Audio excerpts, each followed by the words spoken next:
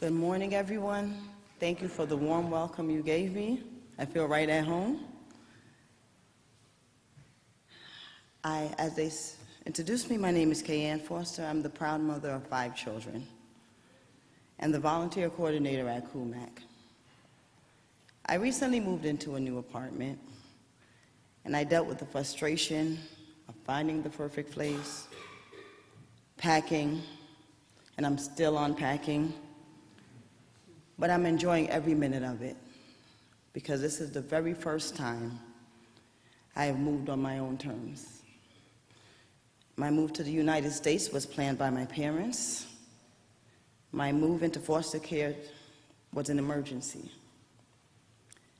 And the many years of hotels, shelters, and other people's couches was definitely not my choice. My interviewing for the position through AmeriCorps at KUMAC was not by choice also. A mentor of mine came across the listing and seeing something I did not see at the time said, you should go ahead and try it out. After many interviews and many rejections, I had given up. Not to mention, I had no clue what a volunteer liaison was, what they did, and that I even had the skills to do it. Applying at KUMAC was the best thing I ever did. I found my calling, and I found a family where I had none. Turns out every single hardship, every time I had to cry, every rejection, everything I had gone through was leading me to KUMAC. Over the last 2 years, I barely recognize myself. They have helped me grow by leaps and bounds, and I used to struggle with the fact that once I discovered who I was outside of mom and the homeless person and the woman on welfare, would I even like Kayann Foster? Well, today I'm standing here telling you I love Kayann Foster. KUMAC have cried with me through the rough times.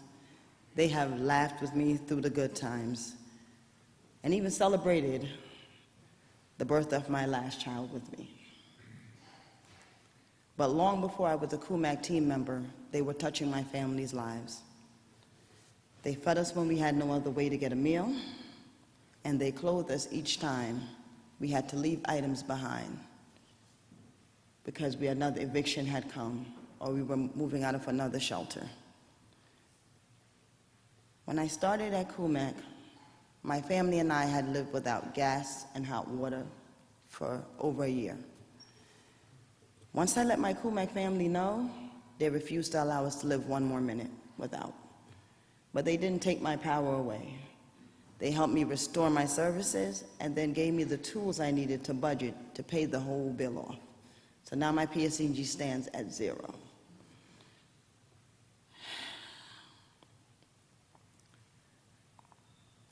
Give me a moment. It's been a rough road, but I'm in such a good place right now. Any tears I shed will not be of sadness. They will be of joy. I haven't taken the time to look at my story and really understand how far I've come. I'm now blessed with being on the other side. And they say your story and what you go through is not for you, it's for the other person coming behind you that you need to help. I am now able to do that with our Pathways to Work program. Our participants are going through the very same hardships I face.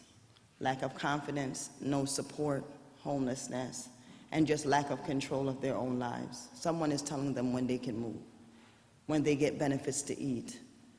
They're being told when to come to KUMAC, but when they walk in our doors, that is no longer the case. We provide them with access to computers, resume writing, job readiness, and anything else they may need. Because it's not always about getting that job. Sometimes you just need a, here you go. You got this. You're here today. You're strong. You can do this. It means so much more than any material support we could ever provide.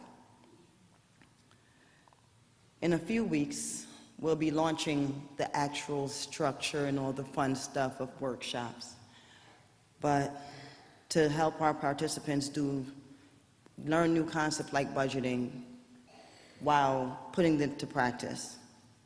But most importantly, we'll be striving to make sure our participants know that there is help, there is support, and that it's not as lonely as it seems.